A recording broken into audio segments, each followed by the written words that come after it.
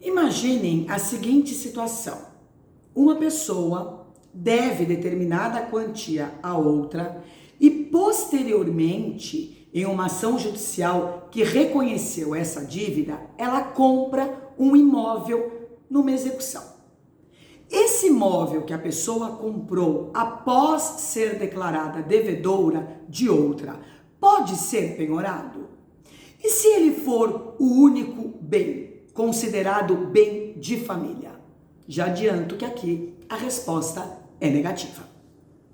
Eu sou a Fernanda Gonçalves, advogada criminalista e professora de processo penal e de direito penal, e nesse vídeo eu quero conversar com vocês acerca de uma decisão da 4ª turma do STJ, que é o nosso Superior Tribunal de Justiça, que confirmou um acórdão, que é uma decisão do Tribunal de Justiça aqui do Estado de São Paulo, que proibiu a penhora de um único imóvel de um devedor, como comprovada sua residência no local, mesmo que esse imóvel tenha sido adquirido no curso da execução, justamente por considerar esse imóvel um bem de família legal.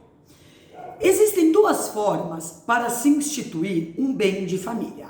A forma convencional, nesse caso a pessoa vai até o cartório de registro de imóveis e institui um bem do seu patrimônio como sendo um bem de família, ou pode ocorrer ainda na forma legal. Nesse caso vai incidir a Lei 8009/90.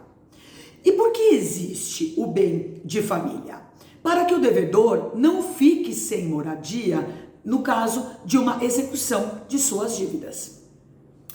Antes de comentarmos essa decisão, vamos ver o que estabelece o artigo 1º dessa Lei 8009/90, que é a lei que regulamenta o bem de família. O imóvel residencial próprio do casal ou da entidade familiar é impenhorável e não responderá por qualquer tipo de dívida civil, comercial, fiscal, previdenciária ou de outra natureza contraída pelos cônjuges ou pelos pais ou filhos que sejam seus proprietários e nele residam, salvo nas hipóteses previstas nesta lei.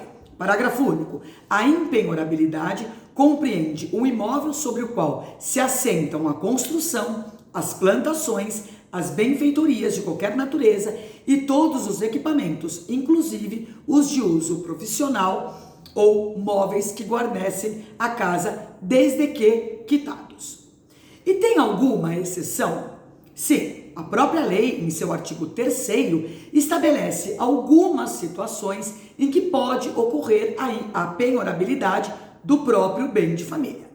E o artigo 4º alerta: não se beneficiará do disposto nesta lei aquele que, sabendo-se insolvente, adquire de má fé imóvel mais valioso para transferir à residência familiar, desfazendo-se ou não da antiga moradia. E a discussão, no caso concreto, que vamos comentar, surgiu justamente acerca deste artigo 4º. De acordo com o que consta nos autos, o credor sustentou que era impossível o reconhecimento da impenhorabilidade de determinado imóvel do devedor, porque este bem foi adquirido pelo devedor depois de proferida uma decisão judicial que o declarou devedor. O credor apontou que o bem de família, no caso concreto, foi instituído por ato de vontade do executado e que, nesse caso, a impenhorabilidade sobre o imóvel é limitada, valendo tão somente em relação a dívidas futuras, posteriores à instituição convencional. O TJ de São Paulo não concordou em afastar a proteção legal do devedor e essa questão chegou exatamente nestes moldes ao STJ, que concordou com o TJ aqui de São Paulo.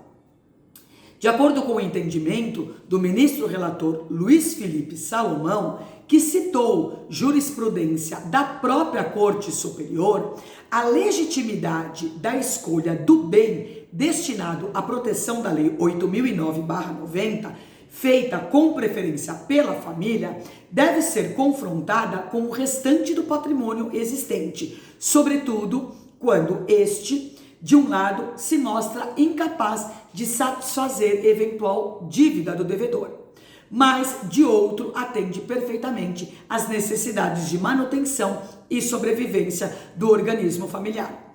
Com relação às dívidas serem anteriores à instituição do bem de família, o julgador entendeu que, por se tratar de dívidas anteriores à hipotética instituição convencional, seria permitida a penhora do imóvel residencial de maior valor, mas o imóvel residencial de menor valor ficaria resguardado, incidindo sobre ele as normas protetivas da Lei 8.009/90. Não é porque uma pessoa convencionou um bem de família, que ele foi instituído de forma convencional pela vontade do devedor, que não incide a proteção legal. Mesmo que não se convencione a intitulação de determinado bem de família e o devedor sofra uma execução, a Lei 8.009/90, ela incide porque ela está no ordenamento jurídico.